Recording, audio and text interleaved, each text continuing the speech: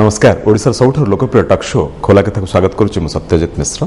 दर्शक बंधु, भारतीय साधारण वर्गर युवकटीए से होचंते ड्रीम मर्चेंट, स्वप्न विकुचंती निज लेखा माध्यम निज कलम स्तंभ माध्यम से होचंते लेखक तथा विशिष्ट स्तंभकार चेतन भगत। आज खोला कथार हर्षिटे अछंती, किंतु बहु प्रश्न भी अच्छी।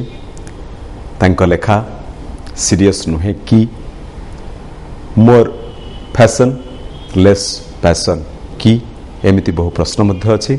आज खोला कथार हर्षिटे अछंती विशिष्ट लेखक तथा विशिष्ट स्तंभकार चेतन भगत। युव मानसर धड़कन कहले मध्य अत्युक्ति हो नहीं। आज आपण प्रश्न उत्तर देवे। चेतन जी, इस प्रोग्राम में आपका स्वागत है। नमस्कार, थैंक यू। आपने एक मिडिल क्लास बैकग्राउंड से आए थे, दिल्ली से पढ़ाई भी किए हैं और आईआईटी किए हैं और बड़ा बैंकर भी थे आप। वो नौकरी छोड़ के फिर आप आगे इस दुनिया में राइटिंग में भी आ गए। तो ये एक जो सपना है वो एक आम आदमी का, एक आम युवा का सपना है, ऐसे सोचते हैं आप? हाँ, आई थिंक हर कोई चाहता है, आजकल की जनरेशन स्पेशली चाहती है कि कोई ऐसा काम करें जिसमें उनका मन लगे। ज़रूरी नहीं है वही करें जो सब करते आ रहे हैं, कुछ अलग करने की सबको इच्छा होती है, स्पेशली यूथ को। सो आई थिंक कहीं ना कहीं मैं उनके लिए एक एग्जाम्पल बन गया, एक रोल मॉडल बन गया, एक उस बदलते भारत का जहाँ पे लोग अपनी सपनों को पूरा करने की पूरी कोशिश करते हैं। मैं चाहता तो मेरी लाइफ नॉर्मली शायद बैंक में ही गुजर जाती, लेकिन कहीं ना कहीं मैंने अपने सपने को छोड़ा नहीं और मैं लकी हूँ कि मेरा सपना, मतलब मेरे को सक्सेस मिला मेरी फील्ड में और फिर मेरा वो सपना साकार हो गया और मैं फुल टाइम राइटर बन गया। मैं सोच रहा हूँ वो जो 3 मिस्टेक्स में से एक मिस्टेक है कि आप नौकरी अगर नहीं छोड़ते तो अच्छा होता है, ऐसे आप कभी सोचा है? नहीं, ऐसा कभी नहीं सोचा है, क्योंकि काफ़ी सोच समझ के नौकरी छोड़ी और रियलाइज किया कि मैं खुद क्या चीज़ हूँ। नहीं, इसलिए मैं बोल रहा हूँ कि आप बोले थे कि मैं भारत को जानना चाहता हूँ, लेकिन आपका जो सब किताब है वो सब अर्बन सेंट्रिक है। मतलब 80% जो है भारत जो है वो आप आज तक छुए नहीं, आज तक नहीं। कोशिश की है, इनफैक्ट अच्छा कि आपने सवाल किया। ये 4-5 किताबों के बाद मुझे लगा कि थोड़ा अर्बन सेंट्रिक हो रहा है एंड मेरी रीडरशिप भी वहीं है। लेकिन फिर मैंने एक किताब करी है जो रूरल इंडिया के ऊपर है, हाफ गर्लफ्रेंड जो मेरी बुक है। हालांकि उसमें सिटी की भी स्टोरी है, लेकिन ये लड़का बिहार के एक गांव से है, वहाँ पे गांव में एक स्कूल चलाता है, वहाँ प्राइमरी एजुकेशन के जो इश्यूज हैं, गर्ल्स टॉयलेट्स ना होना, ये सब उस किताब में मैंने कैप्चर करने की कोशिश की है। थोड़ा है, क्योंकि अगर पूरे गांव की किताब लिख दूंगा तो नहीं, पूरे गांव के बारे में नहीं बता रहा हूँ, लेकिन आप बोल रहे हैं कि 5 किताब से एक किताब में आप इसको रूरल इंडिया लाए हैं, क्योंकि अर्बन यूथ को भी बताना चाहता हूँ कि हमारा इंडिया क्या है। लेकिन अगर बहुत ज्यादा रूरल पे करूंगा तो उनको शायद कनेक्ट नहीं मिलेगा। लेकिन आप देखेंगे अभी हमारी फिल्म भी आएगी मई में हाफ गर्लफ्रेंड पे, तो उसमें काफी रूरल इश्यूज, बेटी बचाओ, जो प्राइमरी एजुकेशन के इश्यूज हैं, उनको छूने की कोशिश की है। आई एडमिट कि मैं और कर सकता हूँ। कभी कभी आपको ऐसा नहीं लगता है कि आप स्क्रीन प्ले ही लिखते हैं? नहीं, मैं किताबें लिखता हूँ, जो किताबें भी बहुत चलती हैं, बच्चे काफ़ी पढ़ते हैं वो, और फिर वो उनको फिल्मों में मैं बदलना चाहता हूँ, क्योंकि मेरा एम है कि मैं भारत में मैक्सिमम लोगों तक पहुँचूँ और हर कोई इंग्लिश की बुक पढ़ नहीं सकता। तो फिर वो कोशिश करता है कि कैसे मेरी कहानी उस तक कैसे पहुँचे। तो फिल्में एक ऐसा माध्यम है कि लोगों तक पहुंच सकती है। लेकिन सिर्फ स्क्रीन प्ले अगर होता तो मेरी बुक्स हिट ना होती। स्क्रीन प्ले बुक से कहीं छोटा होता है, स्क्रीन प्ले का एक अलग स्टाइल होता है, उसमें बताया जाता है कि एक्टर को कैसे परफॉर्म करना है। लेकिन आपका जो लक्ष्य है वो किताब था ना, वो फिर मेरा लक्ष्य ना किताब है ना फिल्म है, मेरा लक्ष्य इंडिया के हर किसी तक पहुंचना है। अब वो सड़क पर गाना गा के होगा तो मैं सड़क पे गाना भी गा लूंगा, लेकिन लकीली वो नहीं करना पड़ा है। बुक है, फिल्म है, शायद टेलीविजन हो, कल को डिजिटल हो सकता है। इसलिए आपको पूछना चाहता हूं कि पैशन जो है वो थोड़ा कम है क्या? नहीं, पैशन लिखने का पैशन जो है वो थोड़ा कम। पैशन मेरा लोगों तक अपनी बात पहुंचाने का है। आई थिंक ये बात जरूरी है कि मैं सिर्फ लेखक नहीं हूँ। मेरे को शायद लिखने से ज़्यादा ये है कि मेरा देश बदले, वो ज़्यादा बड़ा पैशन है। और वो चाहे लिखने से बदले, चाहे फिल्मों से बदले, फिल्मों में भी लिखना होता है। वो तो बात करेंगे आप, देश बदलने का बात वो तो शुरू हुआ है आपका। एम मेरा यही है कि मैं हर तरीके से पहुंचूं। अगर एक यूथ आज है और वो किताबें पढ़ता है, फिल्में देखता है, टेलीविजन देखता है, इंटरनेट देखता है, तो मैं उन चारों में घुसना चाहता हूँ, मैं चारों में घुस के उस तक पहुंचना चाहता हूँ। नहीं, जैसे मैं बता रहा था कि सीरियस राइटिंग जो देखिए आर के नारायण का देखिए, इवन अमिताभ घोष जी का देखिए, वो सीरियस बड़े-बड़े लेखकों का नाम लेते हैं, मैं राइटिंग कहाँ आप हूँ? में नहीं है। नहीं, मैं तो बहुत, वो बेस्ट लेखक है, मैं बेस्ट सेलिंग लेखक हूँ सर। जो बिकता है वो अलग चीज है। मेरा काम ये है कि मैं जनता का राइटर बनूं, लोगों को एंटरटेनमेंट देने का, और मेरे ख्याल से मैं वो काम अच्छे से कर लेता हूँ कि लोग, अब भी माने हैं कि मैं एंटरटेनर हूँ, मैं एंटरटेनर हूँ सर। मैं मदारी हूँ। मेरे को लेखक वाले कोई ऐसे ईगो नहीं है कि मैं लेखक हूँ, बहुत सीरियस लेखक हूँ, मैं कोई इंटेलेक्चुअल हूँ, ऐसा कुछ नहीं है। एंटरटेनर तो मैं आपको भी ये भी बताता हूँ कि अगाथा क्रिस्टी बोलिए कि सर डोयल बोलिए, हाँ, वो भी एंटरटेनर थे। वो भी है सर, पर ये भारत हमारा देश अलग है, क्योंकि एक सोचने की बात है कि मैं इंग्लिश में लिखता हूँ, लेकिन देश हमारा सारा इंग्लिश नहीं बोलता है, तो दूसरी भाषाओं में जाना जरूरी है। हमारा पूरा देश शिक्षित भी नहीं है कि किताब, अपनी वर्नैकुलर किताब भी पढ़ ले, वो भी सारे लोग नहीं है। तो फिल्में तक जाना जरूरी है, टेलीविजन तक जाना जरूरी है। आप लोगों तक पहुंचोगे कैसे? अगर प्योर लेखक जो आप कह रहे हो, जो मतलब सिर्फ बुक्स लिखते हैं, हाँ, वो शायद मैं नहीं हूँ। अगर किसी को लग सकता है कि थोड़ी प्योरिटी कम हुई है, लेकिन कुछ डिशेस आप एक बड़े फाइन डिश बनाओगे, लेकिन उसको खाने वाले बहुत कम होते हैं। लेकिन अगर आप भजिया बनाओगे तो सब खाते हैं। आप क्या बना रहे हैं वो पहले सोच रहे हैं, या कोई खाएगा वो सोच रहे हैं आप? मेरे को भजिया बनाना अच्छा लगता है और वो लोग सब खाते हैं। मेरे को समोसे बनाना अच्छा लगता है, अब लोग वो खाते हैं और उनको कहते हैं क्या बेस्ट समोसा है। अब आप समोसे वाले को बोलो, लेकिन सर ये वो चीज़ नहीं है जो मेफेयर के उस रेस्टोरेंट में मिलती है। वो तो शेफ 500 साल पुरानी रेसिपी, गुरमे फूड नहीं है, ठीक है, नहीं है, पर किसी को तो समोसे भी बनाने हैं दुनिया में। आज की जो यूथ है, वो रिस्क लेने का जो सोच है वो कम हो गया है क्या? आई थिंक युवा जो है उसको एक्सपोजर ज़्यादा मिल रहा है पहले से, क्योंकि उसके पास इंटरनेट है, उसके पास इतना टेलीविजन है, इतने सारे माध्यम से उसको देख रहा है कि दुनिया में कुछ हो रहा है। आज आप दुनिया के सबसे बड़े से बड़े सेलिब्रिटी को इंस्टाग्राम में, फेसबुक में फॉलो कर सकते हैं, ट्विटर पे फॉलो कर सकते हैं। आप देख सकते हैं प्रधानमंत्री क्या कह रहे हैं, डोनाल्ड ट्रंप क्या कह रहे हैं, आप ट्विटर पे देख सकते हैं। तो उससे कहीं ना कहीं युवा को लगता है मैं भी कुछ, मतलब एक करीब हो गए हैं। जो ये अचीवर्स जो हैं वो युवा के करीब हो गए एक लेवल, तो उनको लगता है हम भी कुछ कर सकते हैं लाइफ में। लेकिन गाइडेंस की कमी है।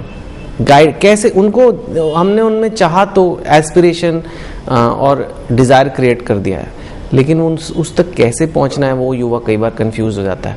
तो आई थिंक ये जनरेशन वो वाली है जो करना तो चाहती है, तो पर करने से डर लगता है क्योंकि गाइडेंस नहीं है। सर बहुत टफ सवाल पूछ रहे हैं आप मुझसे, पूछे जा रहे हो। हाँ नहीं सर, अच्छा आगे बढ़िए। आपका मैं कलम देख रहा था, टाइम्स ऑफ इंडिया में बोलिए या दैनिक भास्कर में बोलिए, उसमें मैं देख रहा था कि पॉलिटिकल एस्पिरेशंस भी है। हाँ, तो आपका कुछ है क्या? पॉलिटिकल पार्टी ज्वाइन करने का एस्पिरेशन नहीं है। नहीं, आपके तो जो एक बिरादरी के आईआईटी में से अरविंद, हाँ वो तो बहुत अच्छे चला रहे हैं, अपना कर रहे हैं ना, वो उनको करने दो, एक काफी है।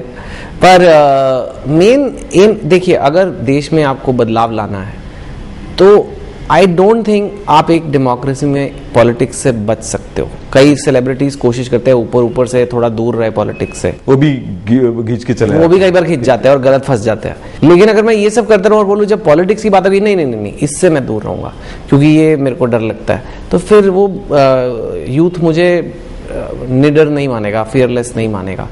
तो मेरा कई बार है पॉलिटिक्स में टफ होता है। आपको ऐसे डिस्कशन होता है कि चेतन भगत जी को सिर्फ कांग्रेस का करप्शन दिखाई देता है और बीजेपी का करप्शन नहीं, सबका मेरे को दिखाई देता है। अगर कुछ सामने आए ना, क्या है कि किसी को बिना बेवजह अटैक करने से उस जिस पे आपने अटैक किया उसको फायदा हो जाता है। अगर मैं जबरदस्ती आज सपोज किया जाए, आज हम आप तो डिमोनेटाइजेशन का एक ये हाँ, आपने उसके खिलाफ भी, मैंने उसके खिलाफ, जो उसमें अच्छी बात है वो ठीक है, कुछ फायदे हैं उसके, लेकिन काफी नुकसान भी हुए हैं डिमोनेटाइजेशन के, और वो इस एग्जिस्टिंग गवर्नमेंट का है। तो वो एक मुझे लगा जो एक्चुअली प्रॉब्लम है। पर अब मैं जबरदस्ती बोलने लग जाऊं कि बहुत बड़े स्कैम हो रहे हैं, बहुत बड़े स्कैम हो रहे हैं, लोग बोलेंगे नहीं कि कौन से स्कैम हो रहे हैं भाई। इन द कांग्रेस टाइम, उनके पार्टी के टाइम वो स्कैम निकले और खबरें बने और हेडलाइंस बने, Commonwealth games scam, 2G scam. आजकल हेडलाइन नहीं बन रहा अभी तक तो, क्योंकि निकला नहीं है कोई। उस टाइम निकलने वाला कौन निकालेगा वो आप वो तो जब निकलने वाले तो कांग्रेस टाइम भी निकल ही गए थे, ऑपोजिशन बैठा है। आई मीन तो आपके हिसाब से मीडिया अभी नहीं निकाल रहा है मोदी के जो, या निकाल नहीं रहा है या हो नहीं रहे, ये अज्यूम करना गलत है कि मीडिया नहीं निकाल रहा है। ये बहुत बड़ा अजम्पशन है कि स्कैम हो रहे हैं लेकिन मीडिया निकाल नहीं रहा है। शायद नहीं हो रहे अभी, अगर हुआ है तो अभी तक पकड़ा नहीं गया है। इन दोनों में से एक ऑप्शन है, क्योंकि आपने कभी उनके मतलब झांक के नहीं देखना नहीं चाहे हैं अभी? जब इतना सारे मीडिया, इतना सारा ऑपोजिशन जो रोज पार्लियामेंट में उठता बैठता है वो नहीं देख पाए। आप जैसे सीडब्ल्यूसी में जैसे देखे थे, हाँ, वैसे जो एफर्ट है आप बिल्कुल नजर है। जब अगर कुछ ऐसा होगा तो अवश्य हम आवाज उठाएंगे, लेकिन एक आई डोंट थिंक कि आई थिंक बिकॉज जो पिछली गवर्नमेंट के स्कैम्स हुए हैं और उसकी वजह से उन्होंने पावर लूज किया है, आई थिंक कोई भी आज गवर्नमेंट आएगी इतनी केयरफुल तो रहेगी कि बड़े बड़े स्कैम ना हो, इतना तो उनमें अकल रहेगा। अभी तो जो अपोजिशन बोल रहे हैं कि डिमोनेटाइजेशन जो है वो सबसे स्कैम का बाप है, कह तो रहे हो अब, पर कुछ लेकिन तो आपने नहीं देखे हैं। मुझे नहीं लगता कैसे, मतलब अगर ये मैं जानता हूं कि डिमोनेटाइजेशन, आप भी बैंकर से है ना? मैं बैंकर हूं, बैंकर लोग जो किए हैं वो सही है। बैंकर्स तो बीजेपी के नहीं है ना। बैंकर को तो मौका मिल गया, छोटे छोटे बैंक ब्रांचेस में मैनेजर्स ने जाके पैसा बदली किया है, पुराने का नया ब्लैक मनी स्वैपिंग हुआ है, वो गलत है और वो एक बहुत बड़ा फ्लॉ है डिमोनेटाइजेशन की इम्प्लीमेंटेशन। वो क्या देखना नहीं चाहिए था? नहीं, वो ये देख सकते हो कि गवर्नमेंट ने वो जो चीज है वो ठीक से नहीं करी, वो प्लानिंग में उनके नहीं आया। उन्होंने कहा किसी भी बैंक जाके आप नोट बदलवा सकते हो, ऐसे ऐसे। उन्होंने ये कभी नहीं सोचा कि बैंक वाले, प्राइवेट बैंक वाले या हो सकता है कुछ पब्लिक सेक्टर वाले भी घुल मिल के ब्लैक मनी वालों की हेल्प कर देंगे। वो गवर्नमेंट की गलती है। बोल रहे हैं कि ये प्लानिंग में नहीं था, अपोजिशन बोल रहे हैं कि ये करप्शन का हिस्सा था। हाँ, तो कुछ तो मुझे दिखाओ कि कोई बीजेपी का लीडर है जिसने मतलब नोट बदलवाए हों या डिपॉजिट कराए हों 8 नवंबर से पहले। कोई बिना ऐसे कोई हवा में स्कैम कहना, अब मैं ऐसे कह दूं कि ओडिशा में बहुत बड़े स्कैम हो रहे हैं, कोई भी ब्रिज बने या मैं कह दूं इस ब्रिज में बड़ा स्कैम है, ऐसे कुछ सर्कमस्टेंशियल सम एविडेंस ऑपोजिशन दिखा रहे जो 2000 रुपीज के पास से आए हैं वो बीजेपी के नेता है, वो भी आ रहा है।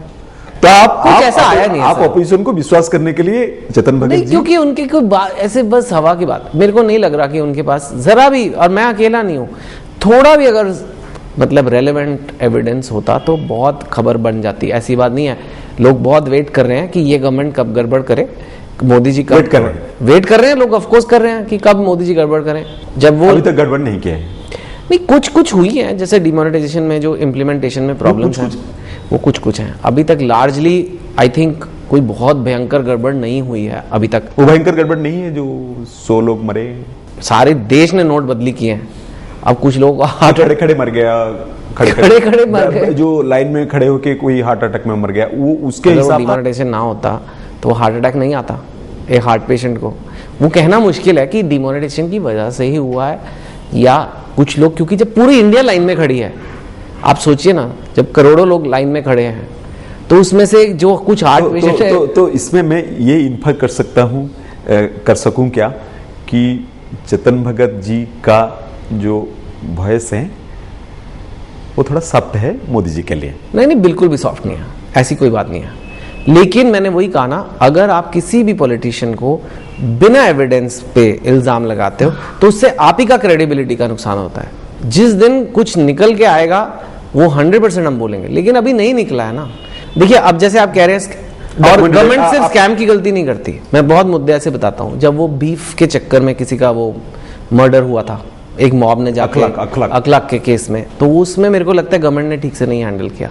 मेरे को लगता है कि कई बार बीजेपी की जो गवर्नमेंट है वो चुप रह जाती है जब कोई बहुत स्ट्रांग हिंदुत्व की लाइन होती है, या जो वो आपके कौन है वो स्वामी योगीनाथ आदित्यनाथ, हाँ, तो कई बार बिल्कुल sitting MP and we keeps talking nonsense, कुछ भी बोलते रहते हैं, तो उस पर कोई कड़क कार्यवाही नहीं करती है बीजेपी, क्योंकि जो फंडामेंटलिस्ट हिंदू वोट है वो बीजेपी को मिलता है, तो वो बीजेपी वोट खोना नहीं चाहती, तो इसलिए बीजेपी उसमें चुप रहती है। और ये बहुत बड़ी गड़बड़ है, क्योंकि अभी तक तो एक आध केस हुआ है, लेकिन ये अगर ऐसा एटीट्यूड रखा गया, कल को देश में काफ़ी अनस्टेबल सिचुएशन हो सकती है, जो लोग बात कर रहे थे।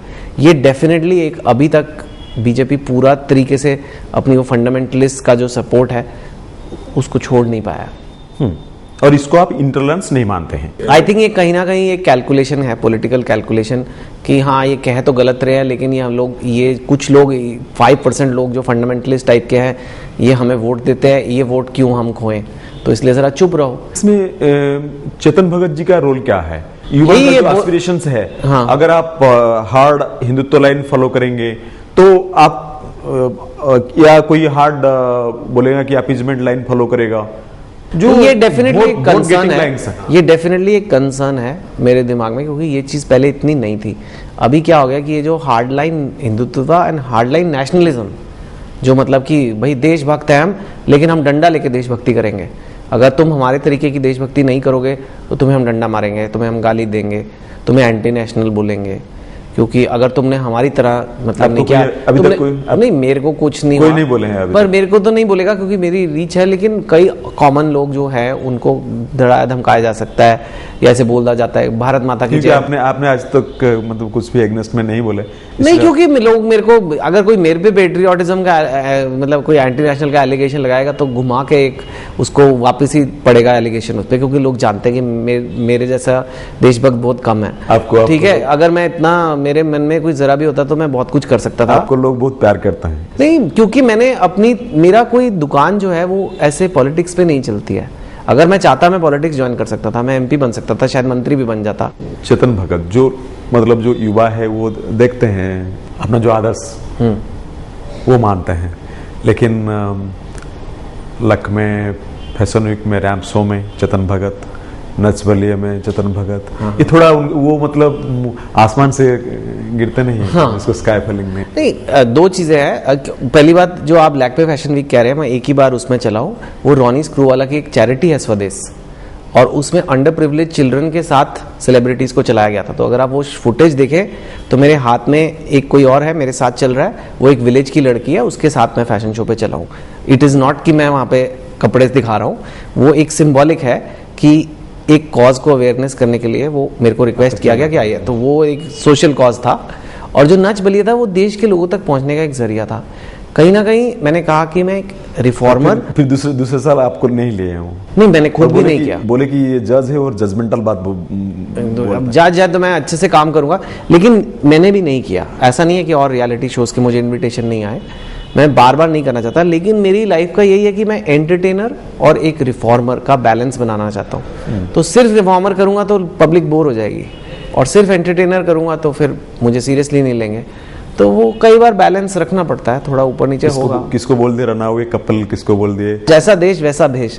अब अगर शो कर रहा हूं तो वो तो अमेरिका के प्रेसिडेंट भी जब अप्रेंटिस शो करते थे तो यू आर फायर्ड और ये सब ड्रामा पूरा करते थे, तो वो ड्रामा भी कभी कभी करते हैं। ड्रामा करना पड़ता है सर लाइफ में, क्या करें। पर अच्छी इंटेंशन से करा था, लोगों तक पहुंचना है ताकि कल को वो मेरे आर्टिकल्स पढ़ें, कल को मेरे व्यूज लें, और एक बार किया बस। बैलेंस करते करते आप कभी थक नहीं जाते? थक तो जाते हैं, कई बार लगता है क्यों कर रहे हैं। कई बार लोग मुझसे पूछते हैं आप चेतन चाहता क्या है, जब आपकी दुकान अच्छी चल रही है, आपकी फिल्में चल रही हैं, आपकी किताबें चल रही हैं, आप क्यों ये पॉलिटिकल बातें करते हो? अगर करते हो तो क्या आप पॉलिटिक्स ज्वाइन करना चाहते हो? फिर मैं कहता हूँ नहीं, मुझे पॉलिटिक्स ज्वाइन नहीं करना। लक्ष्य जो है वो मतलब वो थोड़ा लक्ष्य मेरे माइंड में हट जाते हैं, ऐसे लगता है कभी? घट सकता है, क्योंकि कई बार एक दिशा में ज्यादा चले गए, जो कंसिस्टेंसी और पर्पस। हाँ, कई बार जैसे फिल्मों ने अपनी तरफ खींच लिया, फिल्मों का ग्लैमर की दुनिया काफी आपको खींच लेती है, कई बार चकाचौंध कर देती है, तो फिर याद आता है कि नहीं यार, देश में अभी भी चीजें हैं करने को। तो चलो बजट आ रहा है, अब बजट एनालाइज करेंगे, बात करेंगे।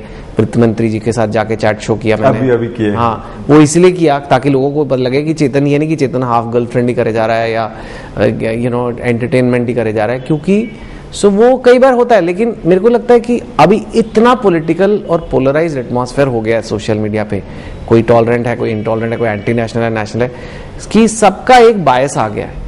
मैं अपनी तरफ से कोशिश करता हूं कि जो मुझे बात ठीक लग रही है वो मैं सामने रखूं।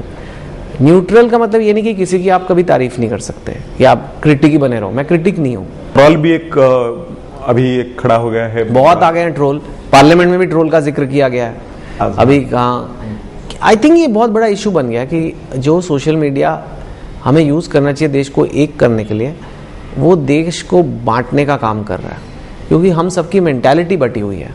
क्योंकि ट्रोल में भी हम बट जाते हैं। एक कोई एक की तारीफ करे तो लगता है कि ये उसका सपोर्टर भक्त हो गया, या कोई उसकी करे तो ये कुछ और हो गया, यू नो, तो वो सब इसका कोई फ़ायदा नहीं है। हमें मुद्दों पे बात करनी चाहिए, पर्सनालिटीज़ पे नहीं बात करनी चाहिए। हमें जैसे करप्शन हटाना है, एजुकेशन इम्प्रूव करना है, डायलॉग बेटर रखना है, टॉलरेंट रखना है, इंडिया को एक रखना है, नेशनलिस्ट बनना है लेकिन डंडा लेके नहीं बनना है। कुछ मेरी जैसी आवाज़ें भी चाहिए। सारे लोग रेलवे स्टेशन पे सारे लोग इंजन ड्राइवर नहीं बन सकते। कोई अनाउंसर भी चाहिए कि ये प्लेटफॉर्म पे ये ट्रेन आ रही है, ये ट्रेन ठीक चल रही है, ये ट्रेन लेट चल रही है, वो कहने वाले भी चाहिए। तो मैं वो अनाउंसर का रोल करके खुश हूँ। Thank you very much. Thank you. ये थिले चेतन भगत, विशिष्ट लेखक तथा स्तंभकार। आज खोला कथार हटसिट थे, आपण प्रश्न उत्तर देउथिले, केते सत कहूथिले केते सत कहूनथिले से विचार आपणकर। खोला कथा आज एतिकी। धन्यवाद, नमस्कार।